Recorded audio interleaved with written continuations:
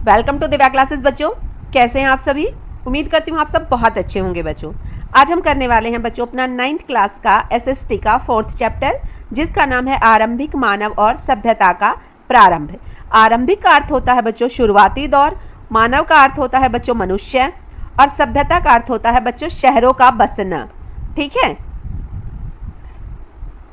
अच्छा बच्चों, सोचिए कि अगर आज आपके पास ना तो घर हो और ना ही कपड़े हों और ना ही भोजन हो, यानी कि खाना ना हो, तो आपका जीवन कैसे होगा बच्चों?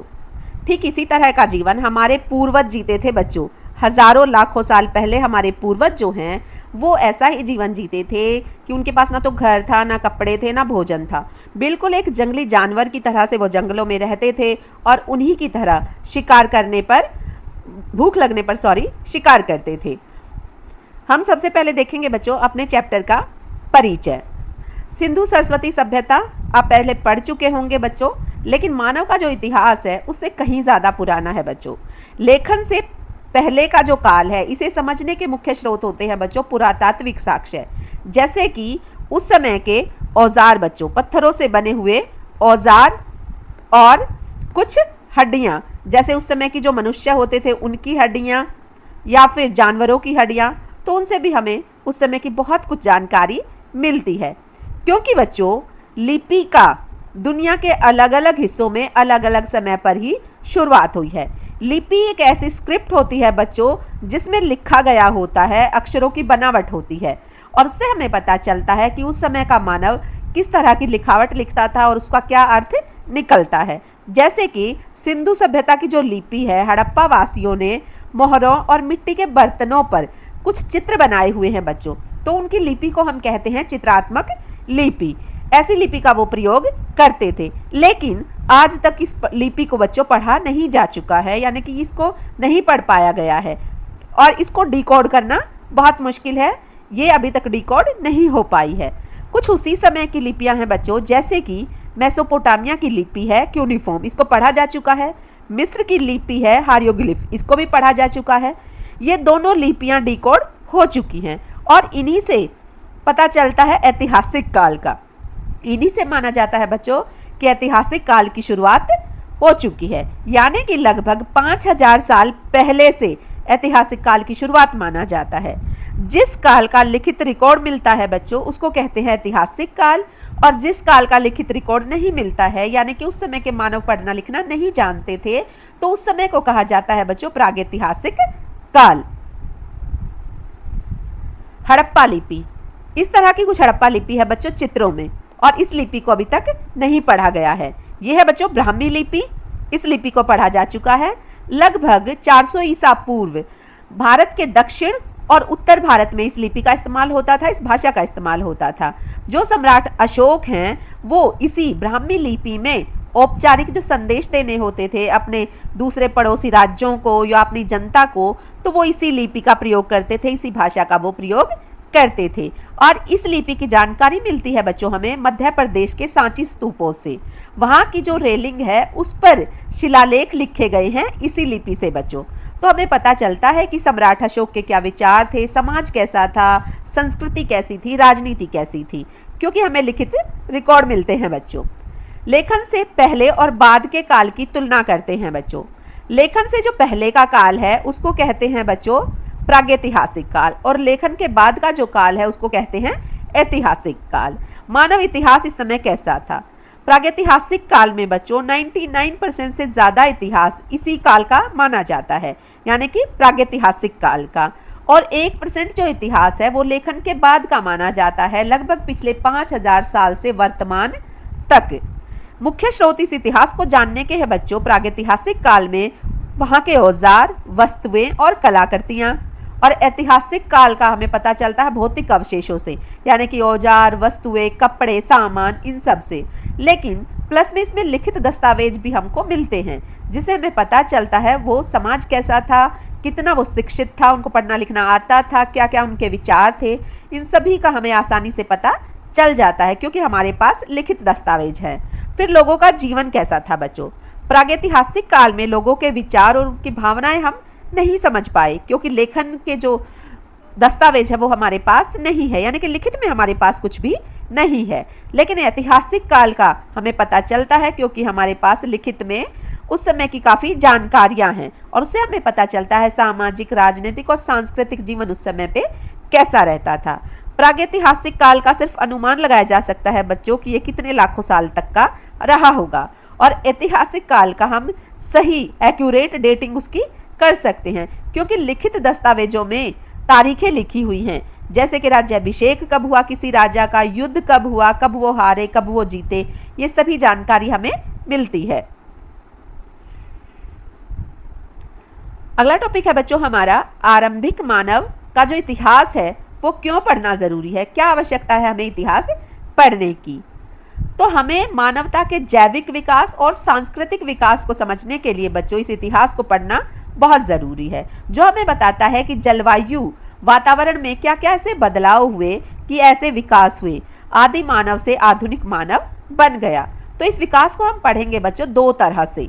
पहला है जैविक विकास बच्चों, जिसमें शारीरिक और आनुवंशिक बदलाव आते हैं, जिससे हमारे पूर्वज जो हैं वो ऑस्ट्रेलोपिथेकस से कैसे आज के आधुनिक होमो सेपियंस बन गए, ये जैविक विकास है बच्चों। फिर है बच्चों सांस्कृतिक विकास, यानी कल्चरल डेवलपमेंट कैसे हुए, ये बताता है कि मनुष्यों ने कैसे क्वाटरनरी काल से पिछले 26 लाख साल पहले बदलते वातावरण के अनुसार खुद को कैसे ढाला, कैसे बदला उन्होंने खुद को, और किस तरह से वो औजार बनाना सीखे, तकनीक को उन्होंने बनाया शिकार करने की या कुछ अन्य काम करने की। मानव का प्रवासन, migration of out of Africa, हमारे जो पूर्वज हैं बच्चों उनका जन्म, उनकी उत्पत्ति मानी जाती है अफ्रीका से। ये अफ्रीका में विकसित हुए और लगभग 20 लाख साल पहले ये अफ्रीका से बाहर जाना शुरू हो गए। होमो इरेक्टस मानव की वह प्रजाति है बच्चों जिसने पत्थर के औजार बनाए और सीधा खड़ा होकर चलना सीखा, और धीरे धीरे से करके ये अफ्रीका से बाहर जाने लगे दूसरे क्षेत्रों में। दूसरी बड़ी प्रवास की लहर है, यानी कि अफ्रीका को छोड़ के दूसरी जगह पर जाने लगे, वो हुआ लगभग 1,25,000 साल पहले। ये हमारे जो प्रत्यक्ष पूर्वज है बच्चों होमो सेपियंस, इससे जुड़ी हुई है, जो लगभग 3 लाख साल पहले अफ्रीका में विकसित हुए थे और आज लगभग पूरी दुनिया में ये फैले हुए हैं। और मानव की एक ऐसी ही प्रजाति है होमो सेपियंस जो आज तक जिंदा है, बनी हुई है, यानी कि हम लोग। अगला टॉपिक है बच्चों हमें अपने पूर्वजों के बारे में कैसे पता चलता है, क्या चीज़ें हैं जहां से हम ये जानकारी लेते हैं। तो वो चीज़ें हैं बच्चों पुरातात्विक जानकारी। जो पुरातत्वविद होते हैं, जो जानकार होते हैं, वो ऐसे स्थलों की खोज करते हैं और फिर उनकी खुदाई करते हैं, ठीक है, जहाँ से उनको मिलते हैं पत्थर के औजार, हड्डियाँ और कुछ और सारे क्लूज। वे खुद औजार बनाते हैं पत्थर के बच्चों और उनका उपयोग करके देखते हैं, समझते हैं कि प्राचीन जो मानव था, मनुष्य था, वो इनका इस्तेमाल कैसे करता था, कैसे प्रयोग करता था वो पत्थर के औजारों का। हमारे पूर्वज कौन थे बच्चों, कौन थे हमारे पूर्वज। पहले सबसे पहले जो हमारे पूर्वज थे बच्चों वो कुछ इस तरह से थे, ऐसे आप उनका स्कल देख सकते हैं। ये सबसे पहले आदि मानव थे, हमारे पूर्वज थे। इनको कहा जाता है बच्चों होमो हेबिलियस, इनको हैंडीमैन भी कहा जाता है, और ये अफ्रीका के तंजानिया और केन्या में पाए जाते थे। ये पहले लोग हैं जिन्होंने औजार बनाया था बच्चों। फिर दूसरे नंबर पर आते हैं बच्चों ये वाले होमो इरेक्टस, इन्होंने सीधे खड़े होकर चलना सीखा था और ये अफ्रीका की रिफ्ट वैली में पाए जाते थे लगभग 20 लाख साल पहले, और इन्होंने हाथ की कुल्हाड़ी बनाई थी और आग की खोज भी इन्होंने ही की थी, होमो इरेक्टस ने। तीसरी जो प्रजाति है बच्चों वो कुछ इस तरह की है, होमो निएंडरथल। ये जो थे ये यूरोप और दक्षिण पश्चिम एशिया में रहते थे बच्चों लगभग 40,000 साल पहले, और इन्होंने पत्थर के बहुत सूक्ष्म छोटे माइक्रोलोथिक जिनको कहते हैं ऐसे औजार बनाए थे और पशुओं को पालना शुरू किया था। तीसरी प्रजाति जो मनुष्य की है उसने, और ये है बच्चों सबसे लास्ट और चौथी प्रजाति, इसको कहते हैं होमो सेपियंस, जो आज पूरी दुनिया में है और अकेले जीवित मानव की जो प्रजाति है वो मानी जाती है। सबसे पुरानी जो बस्तियां हैं बच्चों, सबसे पुरानी बस्तियां बच्चों वो अफ्रीका, एशिया और यूरोप में मिलती है, और जिन्हें मिलाकर पूरा ओल्ड वर्ल्ड कहा जाता है। लगभग 33 लाख साल पहले बच्चों हमारे जो पूर्वज थे उन्होंने सबसे पहले पत्थर का औजार बनाया था और यहीं से शुरुआत होती है मानव व्यवहार की। जब उन्होंने औजार बनाना शुरू किया बच्चों तभी वो जानवर से कुछ अलग हुए, यानी वो उस समय तक तो बिल्कुल जानवर की तरह से ही रहते थे जैसे एक जंगली जानवर रहता था, लेकिन जब उन्होंने हथियार बनाए, औजार बनाए और उनकी जो सोचने की क्षमता है वो विकसित हुई तो जानवरों से वो थोड़ा अलग हो गए। इसलिए मनुष्य को होमोनियस यानी कि टूल मेकर कहा जाता है। लाखों करोड़ों साल पहले बच्चों टूटे फूटे जो औजार थे वो धीरे धीरे से धरती की परतों में समा गए और लाखों साल बाद के जो हमारे पूर्वजों के जो अवशेष थे ना बच्चों वो जीवाश्म में बदल गए।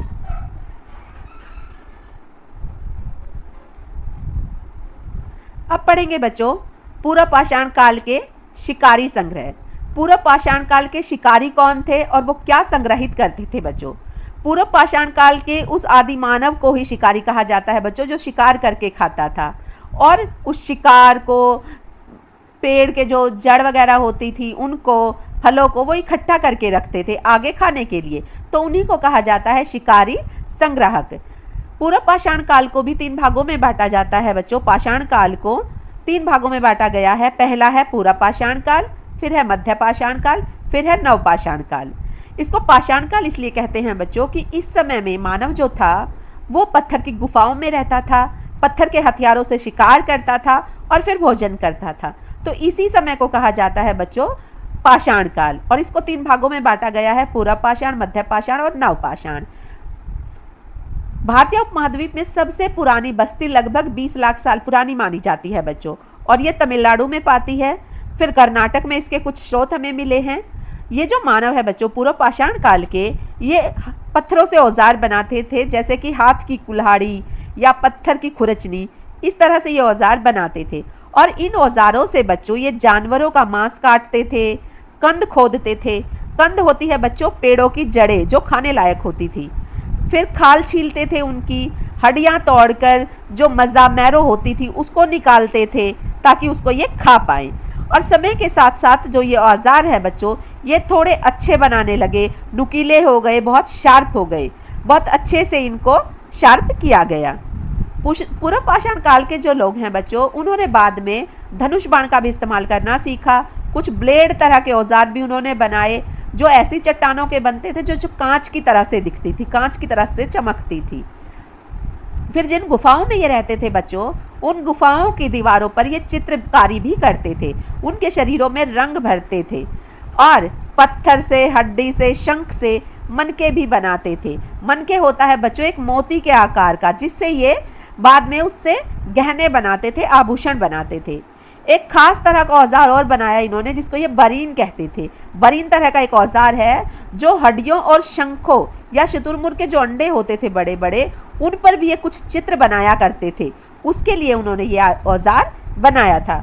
ये विकास हमारे प्रत्यक्ष पूर्वज जो हैं होमोसेपियन से जुड़ा हुआ है बच्चों, लगभग 5000 साल से लेकर 12000 साल पहले तक, जो ऑस्ट्रेलिया और अमेरिका सहित धीरे धीरे करके पूरी दुनिया में फैल जाते हैं। ये देखिए आप, कुछ इस तरह से इनके ये औजार होते थे बच्चों। देखिए छोटे छोटे पत्थरों से बिल्कुल नुकीले और पैने औजार इन्होंने बनाए हैं। चाकू की शेप से है, जैसे कोई कुल्हाड़ी की शेप से है, आरी की शेप से है, तो कुछ इस तरह के औजार ये लोग बनाते थे, आप देख सकते हैं।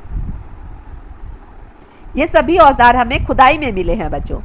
फिर है बच्चों मध्य पाषाण काल। मध्य पाषाण काल के जो शिकारी थे उनका जीवन कैसा था? करीब 12000 साल पहले पृथ्वी की जलवायु बच्चों धीरे धीरे करके गर्म होने लगी, यानी कि क्लाइमेट चेंज हुआ। जहाँ पे पहले बर्फ जमी रहती थी अब वहाँ पे जंगल के घास के मैदान उग गए और बर्फ जो है वो धीरे धीरे करके पिघल गई। नए वातावरण ने जो वहाँ उस समय का मानव था उसको नए संसाधन दिए जिनसे वो अपना जीवन और अच्छे से जी पाया, जैसे कि छोटे जानवर, मछली, खाने योग्य जंगली अनाज। इसी से मानव इतिहास में पहला जनसंख्या विस्फोट हुआ, यानी कि जलवायु बदल गई, खाने के जो संसाधन थे वो ज़्यादा हो गए, तो जिसके कारण जनसंख्या बढ़ती चली गई। मध्य पाषाण के जो लोग थे बच्चों वो माइक्रोलिथिक औजारों के लिए भी जाने जाते थे, यानी सूक्ष्म पत्थर के औजार। ये लोग जलीय भोजन बहुत ज़्यादा करते थे, उसको इकट्ठा करते थे, जैसे कि मछली पकड़ना या कुछ अन्य। मछली पकड़ना उनकी अर्थव्यवस्था का, उनके भोजन का बहुत मुख्य आधार बन गया था। और इस दौर का जो मानव है बच्चों, इस दौर के जो मनुष्य थे, वो आर्ट एंड क्राफ्ट में भी बहुत अच्छे थे। जिन गुफाओं में वो रहते थे, उन गुफाओं पर वो बहुत अच्छी चित्रकारी करते थे। कुछ इस तरह की चित्रकारी बच्चों आप इस चित्र में देख सकते हैं। कुछ इस तरह की चित्रकारी उस समय के मानव करते थे। यह बहुत बारीक चित्रकारी है बच्चों, जबकि मानव इतना विकसित भी नहीं हुआ था और वो इतनी अच्छी चित्रकारी करता था। ये बच्चों मध्य प्रदेश के भीमबेटका में मिलते हैं इसके एग्जाम्पल, और इस क्षेत्र को बच्चों वर्ल्ड हेरिटेज साइट घोषित किया गया है। यहाँ पर आपको सैकड़ों ऐसे चित्र मिलेंगे जो मध्य पाषाण काल या उससे पहले के भी साहित्यकारों के, इतिहासकारों के हिसाब से जाने जाते हैं। अब है बच्चों नवपाषाण क्रांति। जैसे जैसे शिकारी संग्रहकों का मौसम और भोजन संसाधनों की अच्छी समझ हुई और उनको अच्छा ज्ञान हुआ, वैसे वैसे धीरे धीरे करके वो उत्पादक बन गए, यानी कि वो अपना भोजन खुद प्रोड्यूस करने लगे, बनाने लगे। इसी से नवपाषाण क्रांति की शुरुआत होती है बच्चों। नवपाषाण क्रांति का जो मानव है बच्चों, वो कृषि करने लगा, पशुओं को पालने लगा और इन्हीं से वो अपना भोजन प्राप्त करने लगा। शिकार तो अभी भी करते थे, लेकिन अब उसके जो भोजन का मुख्य स्रोत था बच्चों, वो थे पशु और पौधों से जो उन्हें जंगली अनाज मिलता था वो। यानी अब प्रकृति को मानव ने अपने नियंत्रण में लेना शुरू कर दिया और वो खेती और पशुपालन करने लगे। इसीलिए इसको नवपाषाण क्रांति कहते हैं बच्चों। शिकारी संग्राहक भोजन प्राप्त करने के औजार बनाते थे, जबकि नवपाषाण कालीन जो मानव था बच्चों, वो भोजन उत्पादन करने लगा, उसको सहेज के रखने लगा। और इसी समय बच्चों एक और खोज होती है, वो होती है चक्र की खोज, पहिए की खोज, जिस पर इस समय का जो मानव है वो मिट्टी से बर्तन बनाना भी सीख जाता है, खेती करना सीखता है, पशुओं को पालना सीखता है और मिट्टी के बर्तन बनाना सीख जाता है व्हील की वजह से बच्चों। पहले ही जो गांव की बस्तियां हैं वो इन्हीं नवपाषाण क्रांति के लोगों ने बसाई थी बच्चों। इसी से आगे चलकर शहरी क्रांति का जो है आधार पड़ता है, नींव पड़ती है। मेहरगढ़ एक ऐसी जगह है बच्चों जहाँ पे हमें नवपाषाण क्रांति के साक्ष्य मिलते हैं या नवपाषाण काल के सबूत मिलते हैं। ये सबसे पुराना नवपाषाण स्थल है बच्चों और सबसे पुरानी कृषि के गांव के यहीं से सबूत मिलते हैं। मेहरगढ़ के जो लोग थे बच्चों, वो मिट्टी से हाथ से ईंटें बनाते थे और उन ईंटों को धूप में सुखाते थे और फिर उन्हीं से घर बनाते थे, अनाज के भंडारण बनाते थे। जो नवपाषाण का व्यक्ति था, मनुष्य था बच्चों, उसने ही पहली बार मृतकों को कब्रों में दफनाना शुरू किया था और जो कीमती पत्थरों के गहने भी बनाते थे, जैसे कि लापसी, लाजूली या कार्नियल, ये बहुत कीमती पत्थर होते थे बच्चों और इनके ये आभूषण बनाते थे। शंखों को काट के भी ये आभूषण बनाते थे। गेहूं और जौ की खेती के यहाँ पर बहुत सबूत मिले हैं। भेड़ बकरियां ये पालते थे और जेबू जो एक कुबड़ वाला बैल जैसा होता था उसको ये पालते थे। सबसे पहले तांबे से बनी वस्तुएं भी हमें मेहरगढ़ से ही मिलती हैं बच्चों और इस तरह से धातु का जो युग है उसकी शुरुआत हो जाती है मानव के इतिहास में। सिंधु काश्य सरस्वती जो सभ्यता है बच्चों, सिंधु सभ्यता, उसकी नींव भी यही मेहरगढ़ से पड़ती है। नवपाषाण कालीन जो जीवन था बच्चों, जो लाइफस्टाइल था, वो मेहरगढ़ से ही शुरू माना जाता है और धीरे धीरे से मध्य और ऊपरी सिंधु घाटी तक ये फैल जाता है। कुछ बस्तियां जो इस समय की थी, उनसे पता चलता है कि वो एस्क से तांबा निकालने का काम भी करती थी, उनको तांबा निकालने का ज्ञान भी हो गया था और ये उपमहाद्वीप के सबसे पुराने चालकोलिथिक स्थल माने जाते हैं और यहीं से माना जाता है कांस्य युग की शुरुआत। सभ्यता का विकास होता है लगभग बच्चों 2600 BC पहले से। इस समय पे भिराना और कुनाल जैसे स्थलों पर भी प्री हड़प्पा के कुछ सबूत मिलते हैं बच्चों, जिनकी जानकारी सटीक से सही से पता चल जाती है रेडियो कार्बन डेटिंग के द्वारा। ये एक ऐसी मशीन होती है बच्चों जिससे पता चल जाता है कि ये कोई भी वस्तु कितने साल पुरानी है या कितने हजारों लाखों साल पुरानी है। आरंभिक हड़प्पा की जो पहला चरण है बच्चों, उसमें संस्कृति जो है, कल्चर जो है हड़प्पा सभ्यता का, वो निरंतर थोड़ा थोड़ा बदलता रहता है। जैसे पहले वो मिट्टी के बर्तन बनाने की शुरुआत करते हैं, फिर कीमती पत्थरों से वो मनके बनाते हैं, शंख से चूड़ियाँ बनाते हैं, टेराकोटा से वस्तुएं बनाते हैं और तांबे का काम भी वो करते हैं। टेराकोटा होती है बच्चों लाल मिट्टी होती है जिसमें लोहे के कण बहुत ज़्यादा होते हैं और इससे बहुत मजबूत और सुंदर चीज़ें बन जाती हैं। बस्ती के चारों तरफ यानी कि हड़प्पा सभ्यता में, सिंधु सभ्यता में जो शहर था, जो बस्ती थी बच्चों, उसके चारों तरफ वॉल बनाई जाती थी ताकि उसको दुश्मनों से सुरक्षित रखा जा सके। फिर मोहरे भी ये बनाते थे, उनका उपयोग करते थे और शायद इसी समय पे लेखन की शुरुआत होती है हड़प्पा सभ्यता में। हड़प्पा वासी सिर्फ किसान नहीं थे बच्चों, वे कला और शिल्प में भी बहुत अच्छे थे, यानी कि वो आर्ट एंड क्राफ्ट में भी माहिर थे। वो बहुत सुंदर सुंदर चीज़ें, कलाकृतियाँ बनाते थे, मिट्टी के बर्तन बनाते थे, तांबे से भी वो कुछ ना कुछ काम करते थे, तस्वीरें, मूर्तियाँ बनाते थे, शंख का काम करते थे और जो कीमती पत्थर है उनसे भी ये मनके बनाते थे, आभूषण बनाते थे। आरंभिक हड़प्पा मन के उत्पादन के लिए जानी जाती है। जैसे हड़प्पा जो पाकिस्तान में आता है आज के समय, कुनाल जो हरियाणा में आता है, दंतराना जो गुजरात में आता है। यहाँ पे मनक्के बनाने की फैक्ट्रियाँ आप समझ सकते हैं कि उस समय में लगी होंगी बहुत बड़े पैमाने पर। फिर एक और क्षेत्र है बच्चों कालीबंगन, ये भी हड़प्पा संस्कृति से ही जुड़ा हुआ है और यहाँ पर मिलते हैं जुते हुए खेतों के कुछ सबूत। इस तरह से खेत यहाँ पर पाए गए हैं जो माना जाता है कि ये जोत के रखे गए होंगे कृषि करने के लिए, जो कुछ इस तरह से है बच्चों, कुछ इस तरह से ये जोते गए हैं। क्षैतिज और खड़ी दोनों दिशाओं में इनको जोता गया है। जो रबी और खरीफ फसल जब बोई जाती है तो इस तरह से खेतों को जोता जाता है। यह परंपरा बच्चों, खेतों को जोतने की जो परंपरा है, लगभग 5000 साल पुरानी मानी जाती है। हड़प्पा वासियों के अपने मानक और भार जो माप प्रणाली थी ना बच्चों, यानी कि वेट एंड मेजरमेंट वो जो सिस्टम था उनका अपना था। वो मेजरमेंट भी करना जानते थे, वो वेट भी करना जानते थे। छोटी इकाइयों के लिए वो कुछ इस तरह के नंबर रखते थे और जिनके जो वेट करने के बाट होते हैं बच्चों, वो कुछ इस तरह के होते थे। आप इस चित्र में देख सकते हैं कुछ इस तरह के, कुछ सर्कल हैं, कुछ चौकोर हैं, कुछ इस तरह के पत्थरों के ये वेट बनाकर रखते थे। हमारा जो चैप्टर है बच्चों वो बहुत लेंथी चैप्टर है, इसको आगे हम करेंगे दूसरे पार्ट में बचे हुए चैप्टर को। प्लीज़ वीडियो को लाइक करिए और चैनल को सब्सक्राइब करिए। Thank you.